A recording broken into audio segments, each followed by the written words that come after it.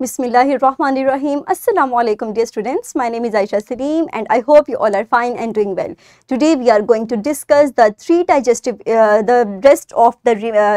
remaining digestive disorders under our previous SLO, in which we'll describe the major disorders. So before starting our lesson, let's revise the previous knowledge. Quickly tell me that what is digestive disorder? Very good. Now tell me that have you ever experienced the symptoms like heartburn, chest pain, food coming back up after eating? Very good. तो आज के lecture में हम अपनी जिन 3 diseases को discuss करेंगे, for example GERD, gastroenteritis and सिलिक disorder, ये तीनों डिजीजेस हमारी आज हम इंशाल्लाह इनको कवर करेंगे.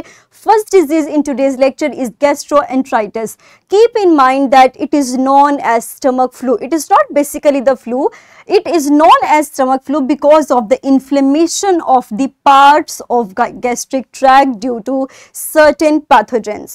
और ये हमारे पास जिन पैथोजेंस की वजह से होती है उनके बारे में भी हम आगे फर्दर डिस्कस करेंगे. अब नेक्स्ट पार्ट हम एक लेते हैं. For example, these are the normal villi and these are the inflamed villi. So gastroenteritis basically it deals with the inflammation of the parts of digestive tract. अगर हम इसके symptoms के बारे में देखें तो हमारे पास जो बेसिक सिम्टम्स है that are loss of appetite, nausea, vomiting, watery diarrhea, इसके अलावा abdominal pain and occasional presence of blood in the stool. Occasional means it frequent, ये बहुत रेयर हमारे पास कुछ केसेस में ऐसे होता है जिसमें स्टूल के साथ ब्लड पास होता है. और अगर इनकी हम गैस्ट्रोएंटराइटिस की कॉजेस की बात करें तो हमारे पास कुछ माइक्रो ऑर्गेनिजम्स हैं, वायरसेस हैं like rota virus, adeno virus and norovirus. These viruses are associated with this disease. However, there are certain bacteria, for example Campylobacter bacteria, they are also responsible for the cause of this disease, and parasite like Cryptosporidium. Next है हमारे पास certain chemicals, for example lead. अगर हमारे food के अंदर या किसी भी तरीके से इनका इंटेक ज़्यादा होगा या कि एंटीबायोटिक्स का इंटेक ज़्यादा होगा तो ये भी हमारे पास वजह बन सकती है इस बीमारी की, दैट इज़ गैस्ट्रोएंटराइटिस. अगर मज़ीद प्रिवेंशन की बात करें तो try to drink plenty of clean and fresh fluid या water. इसके अलावा maintain the hand hygiene. Try to wash your hands before and after taking the meal. अगर sneezing या coughing करते हैं तो कोशिश करें अपने हाथ को proper साफ रखें. Consume the washed fruits and cooked food because uncooked food होगा या फिर properly washed food नहीं होगा तो micro organisms easily food के जरिए या uncooked food के जरिए बॉडी के अंदर एंटर हो सकते हैं. नेक्स्ट है हमारा कि अपने इन्वायरमेंट को क्लीन रखिए, including your washrooms, your frequently touched surfaces, और try to use this sanitizer. Next है हमारी डिजीज दैट इज GERD. ये हमारे पास एब्रिवेशन है और किसका एब्रिवेशन है? गैस्ट्रोएसोफेगियल रिफ्लक्स डिजीज. और इस डिजीज के अंदर हमारे पास स्टमक के अंदर जो एसिड मौजूद होता है उसका रिफ्लक्स होता है और इसी बीमारी को this basically the upward movement of stomach acid in the towards the oesophagus is known as oesophageal reflux. और इस बीमारी को, इस कंडीशन को हम कहते हैं एसिड रिफ्लक्स. आप देख सकते हैं इस पिक्चर के अंदर कि हमारे पास स्टमक के अंदर जो एसिड मौजूद है स्फिंक्टर के ओपन होने की वजह से वो रिफ्लक्स हुआ है, जबकि इन द नॉर्मल कंडीशन हमारे पास एसिड रिफ्लक्स नहीं होता. और इसी अपवर्ड मूवमेंट की वजह से हम इस डिजीज को कहते हैं कि गैस्ट्रोएसोफेगियल रिफ्लक्स डिजीज. अगर हम इसकी सिम्टम्स की बात करें तो हमारे पास है हार्टबर्न, शॉर्ट चेस्ट पेन, इसके अलावा feeling the food caught in stomach and food come back after swelling and sometimes feel and vomiting. और जिन पेशेंट्स को ये होती है, अगर हम इसकी कॉजेज की बात करें तो हमारे पास ओबेसिटी यानी मोटापा, it is one of the major cause of this disease. इसके अलावा स्मोकिंग, डिलेड स्टमक एम्प्टिंग, बहुत ज़्यादा ओवर ईटिंग करना या मुसलसल खाते रहना, and certain medications like aspirin. उसके अलावा being overweight also increases the pressure, और जिस प्रेशर के इंक्रीज होने की वजह से हमारे पास एब्डोमेन से ये जो फीलिंग है, सेंसेशन है ऑफ एसिड रिफ्लक्स की, ये ज़्यादा हो जाती है. नेक्स्ट अगर हम बात करें प्रिवेंशन की, तो नंबर 1 प्रिवेंशन है हमारे पास कि आप तो वक्फे से खाना खाएं, लेकिन थोड़ा स्मॉल मील्स खाएं, अवॉइड लार्ज मील्स, और कोशिश कीजिए कि after eating stay upright condition.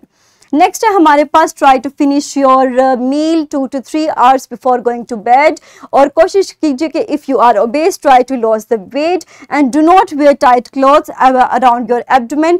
This can also increases the pressure over abdomen and it also cause and then it causes acid reflux, और ये हमारे पास सिम्टम्स थी गैस्ट्रोएसोफेजियल रिफ्लक्स की। नेक्स्ट हमारे पास जो लास्ट डिजीज है आज की, that is celiac disorder, and keep in mind कि सीलिएक डिसऑर्डर हमारे पास एक जेनेटिक डिसऑर्डर है।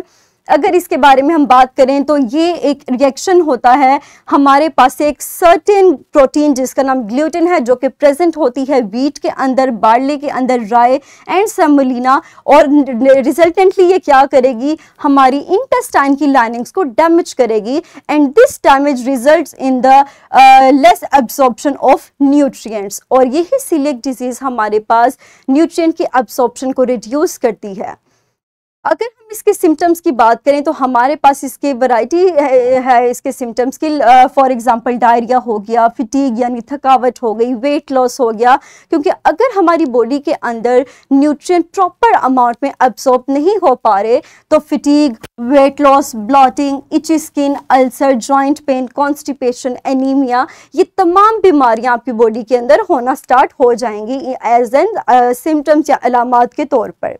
अगर इसके प्रिवेंशन की बात करें तो चूंकि मैंने बताया कि ये हमारे पास एक जेनेटिक डिसऑर्डर है, अदरवाइज अगर अर्ली लाइफ के अंदर आपकी गैस्ट्रो इंटेस्टाइनल ट्रैक्ट में इन्फेक्शंस हैं तो वो भी इस बीमारी को ट्रिगर कर सकते हैं। So there are no preventive measures for this disease, इसके लिए कोई भी ऐसा प्रिवेंटिव मेजर नहीं है जो आप कर सकें।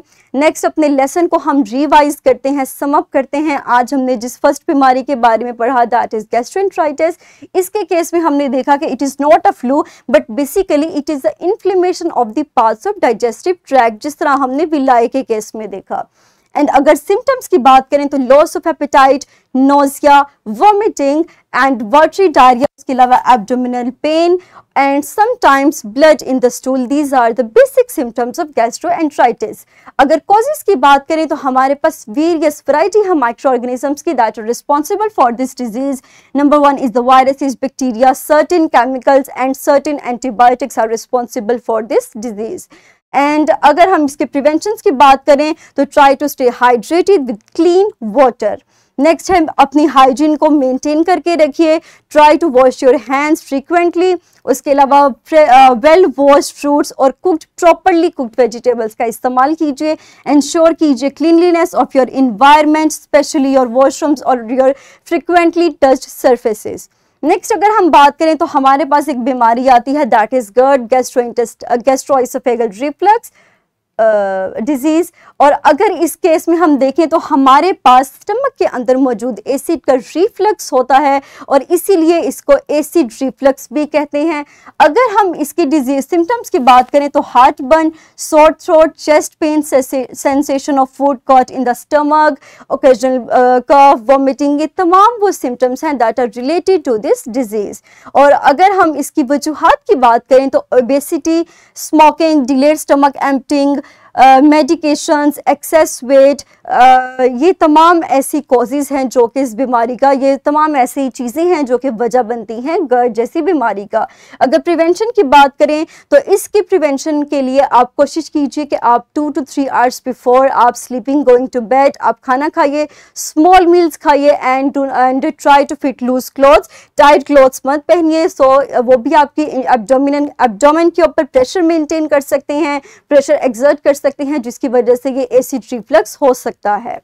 नेक्स्ट हमने जो बीमारी पढ़ी, हमने पढ़ा सीलिएक डिसऑर्डर के बारे में, जिसके बारे में मैंने आपको बताया कि ये एक हमारे पास जेनेटिक डिजीज़ है, एक जेनेटिक डिसऑर्डर है। इसका प्रिवेंटिव मेजर हमारे पास कोई नहीं है। अगर सिम्टम्स की बात करें तो हमारे पास वैरायटी ऑफ सिम्टम्स हैं। फॉर एग्जांपल ब्लॉटिंग हो गया, वेट लॉस हो गया, फिटीग हो गया, क्योंकि हमारे पास एक ऐसा केमिकल जिसको हम कहते हैं gluten that is related to the barley, rye और वीट, ये रिएक्शन करेगा और फिर इन्फेक्शन के केसेस में हमारे पास स्मॉल इंटेस्टाइन की लाइनिंग डैमेज हो जाती है, जिसके ज़रिए से न्यूट्रिएंट की एब्जॉर्प्शन नहीं होती, और जब एब्जॉर्प्शन नहीं होगी तो फिर इस तरह की हमारे पास अलामात ज़ाहिर होंगी, और इस बीमारी को हमने सीलिएक डिसऑर्डर का नाम दिया।